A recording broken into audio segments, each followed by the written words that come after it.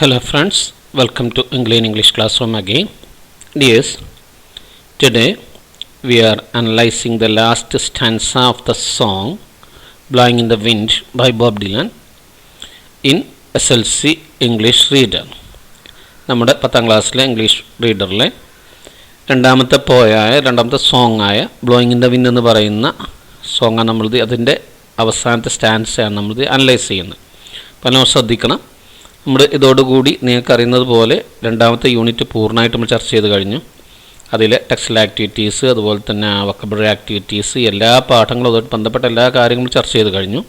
ഇപ്പോൾ ഇതിൻ്റെ ഒരു അപ്രീസിയേഷൻ ഉണ്ടാവുക, അത് അടുത്ത് വിടും. അപ്പോൾ ഞാൻ പറഞ്ഞ എല്ലാ കാര്യങ്ങളും ഇപ്പം നമ്മൾ ചർച്ച ചെയ്തുകൊണ്ട് തന്നെ പൂർണ്ണമായിട്ട് ആ യൂണിറ്റ് നമുക്ക് പഠിക്കാൻ പറ്റും. അപ്പോൾ അത് പഠിച്ചതിന് ശേഷം നമുക്കൊരു സാമ്പിൾ ക്വാർട്ടർലി ക്വസ്റ്റ്യനൊക്കെ നമുക്ക് ചർച്ച ചെയ്യാം. പറ്റുമെങ്കിൽ അതിൻ്റെ ഒരു പരീക്ഷയൊക്കെ നമുക്ക് നോക്കാം. അപ്പോൾ നോട്ട് ശ്രദ്ധിക്കണം. Okay, now dears, we have discussed the first and second stanza of the song Blowin' in the Wind. Haven't we? നമ്മൾ ചർച്ച ചെയ്തല്ലോ 1-2 സ്റ്റാൻസകൾ. What is there in those stanza? എന്താ അതിലുണ്ടായിരുന്നത്? how many questions are there? എത്ര ചോദ്യങ്ങൾ ഉണ്ടായിരുന്നു ഓരോ സ്റ്റാൻസയിലും? വാട്ട് ആർ ഏതൊക്കെയാണ് ചോദ്യങ്ങൾ? What's the answer? അതിൻ്റെ ഉത്തരം എന്താണ്? ഇതൊക്കെ നമുക്കറിയാം. അപ്പോൾ അതിൻ്റെ ജിസ്റ്റ് നമ്മൾ കഴിഞ്ഞ ക്ലാസ് കണ്ടതാണ്. ജസ്റ്റ് ഒന്ന് കാണാം, നിങ്ങൾ കണ്ടതാണ്. ഫസ്റ്റ് സ്റ്റാൻസ ജസ്റ്റ് ഒന്ന് വായിച്ചു നോക്കൂ, ജസ്റ്റ് ഒന്ന് ഓർക്കാൻ വേണ്ടി. How many roads must a man walk down before you call him a man? How many seas must a white dove sail before she sleeps in the sand? Yes, and how many times must the cannonballs fly before they are forever banned? The answer, my friend, is blowing in the wind. The answer is blowing in the wind. നമുക്കറിയുന്നതാണ്, നമ്മൾ കൃത്യമായി ചർച്ച ചെയ്തതാണ്. അതിൻ്റെ ഈ പാരഫ്രേസിങ് നമ്മൾ പഠിച്ചതാണ്. ഇത് എഴുതിയെടുക്കാത്തവർ മാത്രം എഴുതിയെടുത്താൽ മതി. സ്റ്റാർ ആണെങ്കിലും ഇല്ലാത്തവർ എഴുതിയെടുക്കാത്തവരുണ്ടെങ്കിൽ എഴുതാനാണ്. ഒന്ന് വായിച്ചു നോക്കാം. 2 വട്ടം ചർച്ച ചെയ്തതാണ്, അതുകൊണ്ട് കൂടുതൽ നമുക്ക് നിൽക്കുന്നില്ല. കഴിഞ്ഞ ക്ലാസ് ചർച്ച ചെയ്തതാണ് അടുത്ത സ്റ്റാൻസിൻ്റെ പാരഫ്രേസിങ്. ജസ്റ്റ് ഒന്ന് വായിച്ചു നോക്കൂ, സ്റ്റാൻസ് ഒന്ന് വായിച്ചു നോക്കൂ. Yes, and how many years can A mountain exist before it is washed to the sea? Yes, and how many years can some people exist before they are allowed to be free? Yes, and how many times can a man turn his head and pretend that he just doesn't see? The answer, my friend, is blowing in the wind. The answer is blowing in the wind. നമ്മൾ ചർച്ച ചെയ്തതാണ്. ഇപ്പോൾ നമ്മൾ കഴിഞ്ഞ class വിശദമായി ചർച്ച ചെയ്തതാണ്. Now we can see the expressions and other things. ഇതൊക്കെ നമ്മൾ കഴിഞ്ഞ ക്ലാസ് ചർച്ച ചെയ്തതാണ്. ആരെങ്കിലും കാണാത്തവരുണ്ടെങ്കിൽ കണ്ടോട്ടെ വിചാരിച്ചാണ് ഇത് വിടുന്നത്. ഒന്നാമത്തെ സ്റ്റാൻസയിലുള്ള എക്സ്പ്രഷന്, അതുപോലെ തന്നെ അലിട്രേഷൻ, ഇമേജുകൾ, റൈം വേർഡ്സ്, അതുപോലെ സിമ്പിൾസ്, അതൊക്കെയാണ് നിങ്ങൾ കണ്ടിട്ടുണ്ടാവും.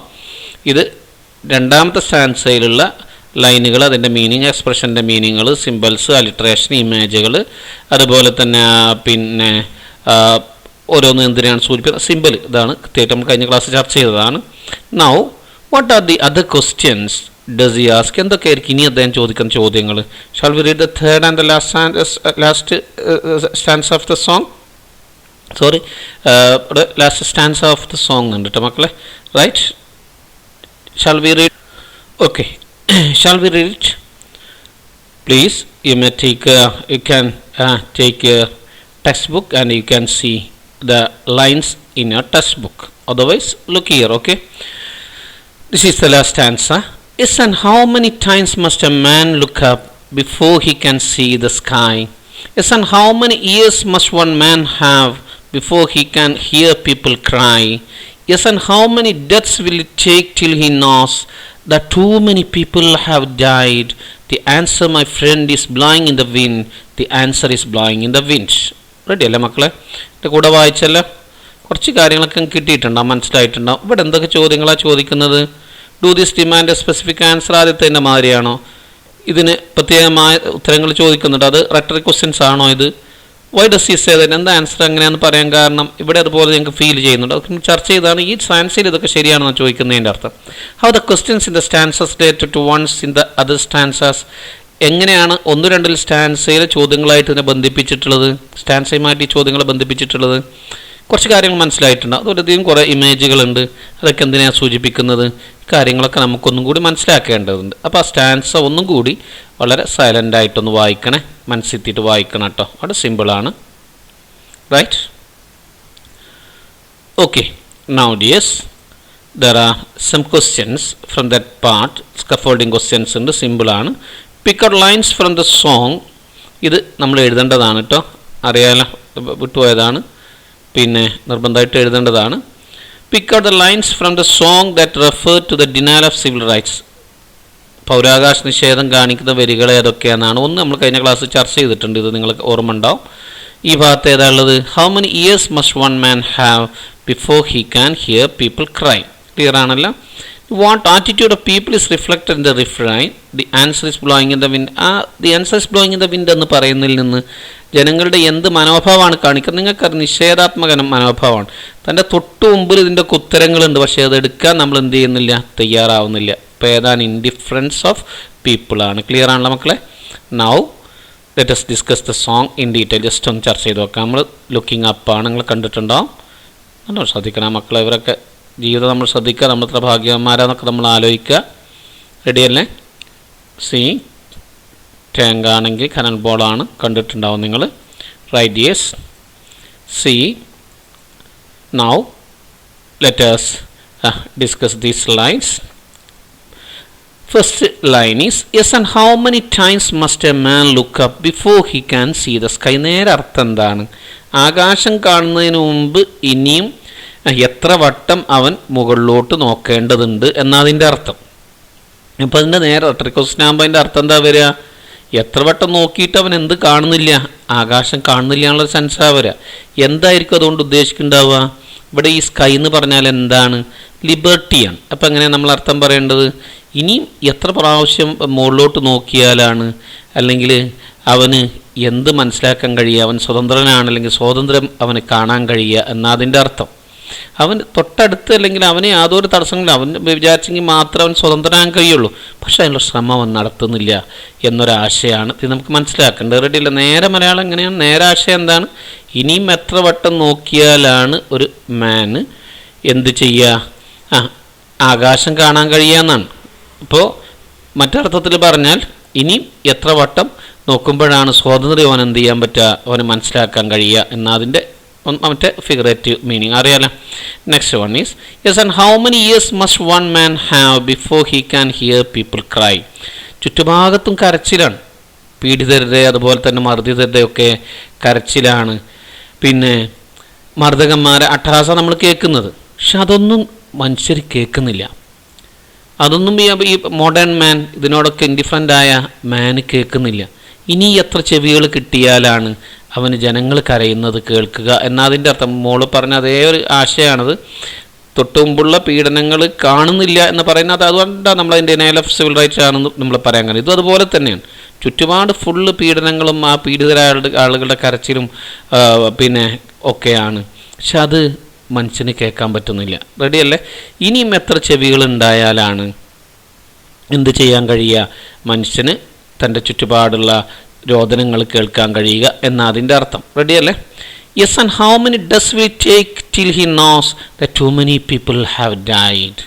നേരെയുള്ള ആശയം മനസ്സിലായിട്ടുണ്ടാവും. അത് ഒരുപാട് ആളുകൾ മരിച്ചുപോയി എന്ന് അവൻ അറിയുന്നതിന് മുമ്പ് ഇനിയും എത്ര മരണങ്ങളാണ് നടക്കുക?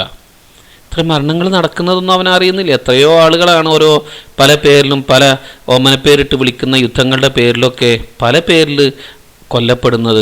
യുദ്ധങ്ങളുടെ പേരിൽ, ഏറ്റുമുട്ടലുകളുടെ പേരിൽ, അതുപോലെ തന്നെ പല പിന്നെ ലഹളകളുടെ പേരിൽ, അതുപോലെ തീവ്രവാദത്തിൻ്റെ പേരിൽ പല രീതിയിൽ എന്ത് ചെയ്യുന്ന ആളുകൾ കൊല്ലപ്പെടുന്നു പല സ്ഥലങ്ങളിലും. അതുപോലെ തന്നെ നമ്മളിവിടെ ഉദ്ദേശിക്കുന്ന ഒരു കാര്യം എന്ന് പറഞ്ഞാൽ കൂടുതൽ ഉണ്ടാവാൻ സാധ്യതയുള്ളത് എന്താണെന്ന് പറഞ്ഞാൽ വാറ് ഒരു കാര്യമാണ്. അതുപോലെ തന്നെ ഇവിടെ നമുക്കറിയുന്നതാണ് ബ്ലാക്കിനോടുള്ള മറ്റുള്ളവരുടെ വളരെ മോശമായ ആറ്റിറ്റ്യൂഡ്. ഇതൊക്കെ എന്നാണ് നിൽക്കുക?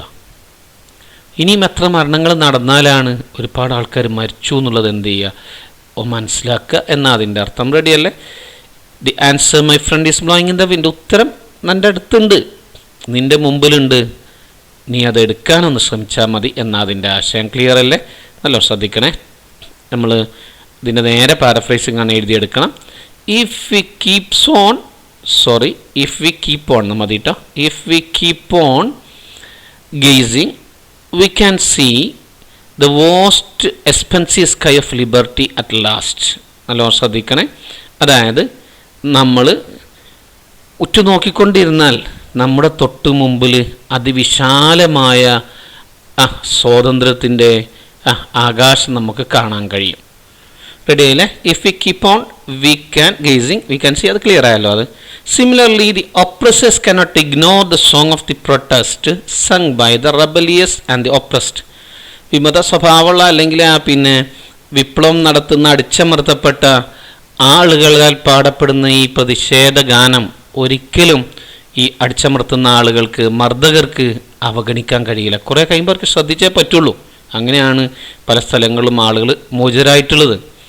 Here people represent a group which lacks a voice and space in the society. കഴിഞ്ഞ ക്ലാസ് നമ്മൾ പറഞ്ഞു തന്നൊരു കാര്യമാണ്. പീപ്പിൾ എന്ന് പറഞ്ഞാൽ സമൂഹത്തിൽ സ്ഥാനമോ ശബ്ദമോ ഇല്ലാത്ത ആളുകളാണ്. മാൻ എന്ന് പറഞ്ഞാൽ ആരാണ്? ചുറ്റുപാടുള്ള പ്രയാസങ്ങൾ കാണുന്നുണ്ട് അല്ലെങ്കിൽ കാണുന്നില്ല എന്ന് അഭിനയിക്കുന്ന ആരാണ്? പിന്നെ ആധുനിക മനുഷ്യനാണ് അതുകൊണ്ട് ഉദ്ദേശിക്കുന്നത്. The questions how many times can a man turn his head and pretend that he does not see and how many years must one man have before he can hear people cry. നേരത്തെ പറഞ്ഞത് ഈ വരിയും നേരത്തെ തൊട്ട് മുമ്പത്തെ വരികളും refers to denial of civil rights. നമുക്കറിയാലോ അത്. Man has a tendency to avoid the poor and the suffering people. അതിൻ്റെ നേരെ അർത്ഥമാണ് നമ്മൾ നേരത്തെ ചർച്ച ചെയ്തു. അതിൻ്റെ നേരെ അർത്ഥമാണ് ഈ മുകളിലുള്ളതിൻ്റെ നേരെ, ഇതിൻ്റെ നേരെ പാരഫ്രേസിംഗാണ് ഈ മുകളിലത്ത്. ഈ ഭാഗമാണ് നമ്മൾ എന്ത് ചെയ്യുന്നത്, ഇപ്പം ചർച്ച ചെയ്യുന്നത്. എന്താണ് നമ്മളതിൻ്റെ ആശയം? എന്താണ്? ഒരു മനുഷ്യൻ്റെ പൊതുവുള്ള സ്വഭാവം എന്താണ്? പാവപ്പെട്ടവരെയും പ്രയാസപ്പെടുന്ന ആളുകളെ അവഗണിക്കാനുള്ള, ഒഴിവാക്കാനുള്ള ഒരു പ്രവണത ആളുകൾക്കുണ്ട്. ഇനി the answer blowing in the wind reflects the indifference of people. ഞാൻ പറഞ്ഞല്ലോ അത്. അതായത് ഈ ഉത്തരം എന്താ കാണിക്കുന്നത്? അവരുടെ നിഷേധാത്മക സമീപനാണ്. The piercing and the simple lines which are powerful and soul stirring make the song very strong. ഈ വരികൾ വളരെ തുളഞ്ഞു കയറുന്നതും അതുപോലെ തന്നെ എന്നാൽ വളരെ സിമ്പിൾ, എല്ലാവർക്കും മനസ്സിലാക്കാൻ പറ്റുന്നതാണ്, വളരെ ശക്തമാണ്, അതുപോലെ തന്നെ നമ്മൾ ആത്മാവിൽ തട്ടുന്നതുമാണ്. ഇത്തരം വരികളാണ് ഇതിനെ ശക്തമാക്കിയിട്ട് പിന്നെ സോങ്ങിനെ ശക്തമാക്കി മാറ്റുന്നത് എന്ന അതിൻ്റെ അർത്ഥം. ക്ലിയർ അല്ല മക്കളെ? കുഴപ്പങ്ങളൊന്നുമില്ലല്ലോ. അത് മാത്രമേ നമ്മൾ പഠിക്കാനുള്ളൂ, ചർച്ച ചെയ്യാനുള്ളൂ. ക്ലിയർ ആയല്ലോ? ഇനിയും എത്ര വട്ടം നോക്കിയാലാണ് തൻ്റെ മുകളിലുള്ള ആകാശം അവന് കാണുക എന്ന്? ജസ്റ്റ് ഒന്ന് തല വന്നിച്ചാൽ എന്ത് കാണും? ആകാശം കാണും. അതതിൻ്റെ അങ്ങനൊക്കെ ഒരു ആശയം അതാണ്. റെഡിയല്ല എന്ന് പറഞ്ഞാൽ അവൻ്റെ സ്വാതന്ത്ര്യം അവൻ്റെ തൊട്ടുമുമ്പിലുണ്ട്, പക്ഷെ അവനത് ഉപയോഗിക്കാൻ തയ്യാറല്ല. അങ്ങനെ മോചനത്തിന് അവർ ശ്രമിക്കുന്നില്ല. അതുപോലെ തന്നെ ഇനി എത്ര ചെവികളുണ്ടായാലാണ് മനുഷ്യരെ കരച്ചിൽ മാന് കേൾക്കാൻ കഴിയുക എന്നതിൻ്റെ അർത്ഥം. എന്ന് പറഞ്ഞാൽ കരയുന്ന ആളുകളെ, പീഡനങ്ങളെ, സഫറിങ്സിനൊക്കെ നമ്മൾ അവഗണിക്കാനുള്ള സെൻസാണ് അതുകൊണ്ട് ഉദ്ദേശിക്കുന്നത്. ഇതും അതുപോലെ തന്നെയാണ്. എത്ര ആളുകൾ ഇനി മരിച്ചു വീണാലാണ് ഇങ്ങനെ മരിക്കുന്നുണ്ട് എന്നുള്ളത് അവൻ അറിയുക എന്നതാണ്. ഇതിൻ്റെ ഉത്തരം നമ്മൾ ചർച്ച ചെയ്തതാണ്. ക്ലിയർ അല്ലേ? ഇത് എഴുതിയെടുക്കണം കേട്ടോ. ഓക്കെ. നൗ ഡിയേഴ്സ്, ഈ ഭാഗത്ത് വരുന്ന ലൈനും അതിൻ്റെ അർത്ഥങ്ങളൊക്കെയാണ് നമ്മൾ ചർച്ച ചെയ്താണ്. എന്നാൽ വീണ്ടും എടുത്ത് പറയാമെന്നുള്ളതേ ഉള്ളൂ. ഇതൊക്കെ നിങ്ങൾ എന്ത് ചെയ്യണം? എഴുതിയെടുക്കേണ്ടതാണ്. ഹൗ മെനി ഇയേഴ്സ് സ്റ്റാറില്ല ചർച്ച എഴുതാതെക്കരുത്. How many years must one man have before he can hear people cry. അത് ഡിനയൽ ഓഫ് സിവിൽ റൈറ്റ്സ് കാണിക്കുന്ന വരിയാണ്. മനസ്സിലായിട്ടുണ്ടാവുമല്ലോ? അതായത് പൗരാവകാശ നിഷേധം കാണിക്കുന്ന വരിയാണത്.